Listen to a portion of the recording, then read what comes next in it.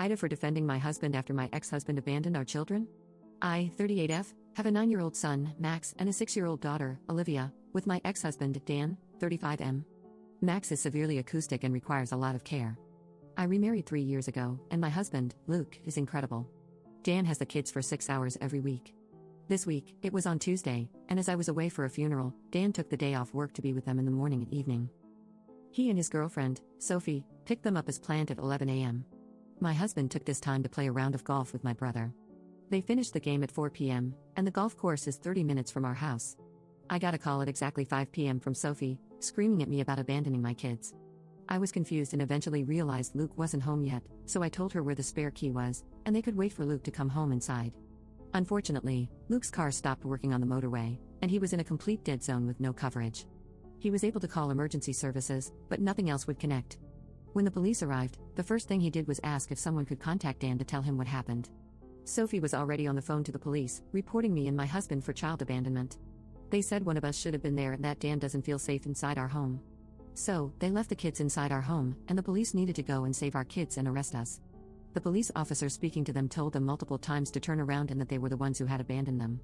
Throughout this time, I'm receiving messages from Dan saying how unfair this was on him and Sophie, and that I'm a terrible parent for leaving them with Luke. At this point, I didn't actually know what was going on. All I knew is that Luke wasn't home, but Dan had found the spare key. At no point did he tell me that they had left the kids alone. Luke got in touch with me via the police, and I arranged for a friend to go there as soon as she could, but the police already had a unit there after the call with Sophie. After this, I decided to try and get his 6 hours a week taken away.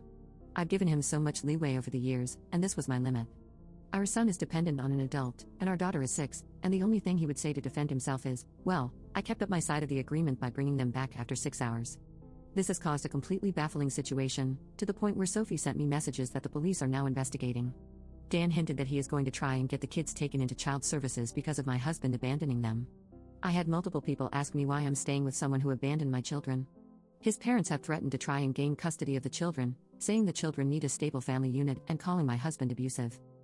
So then I put the whole story, with evidence, on my private Facebook page, and people quickly understood. But now I'm being branded a drama queen for publicly blasting the father of my children, putting my husband above my kids. I don't understand how. He's more of a father to them than Dan is. I feel like I've taken crazy pills. Update 1. For some context before the update, my brother, Pete, was friends with my ex-husband before we ever got together.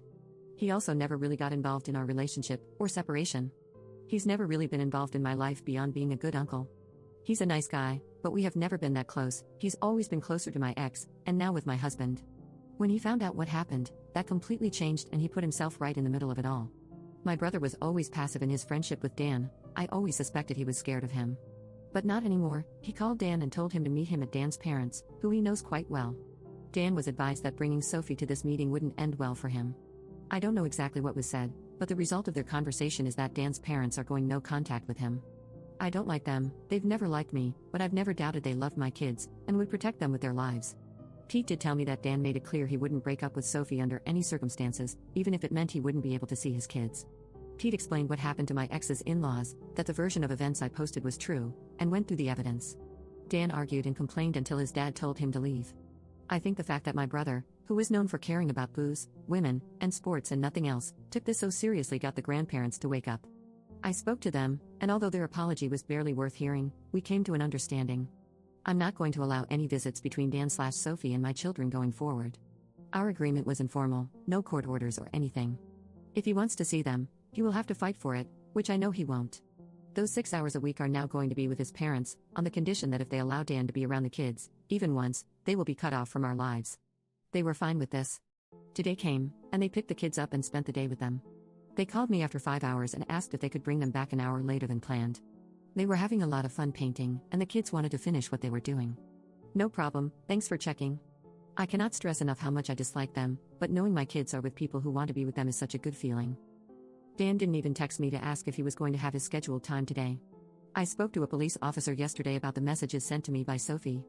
I'm going to gloss over some details for reasons, but they are moving forward with an investigation. There's a continued pattern of behavior, and it has been escalating.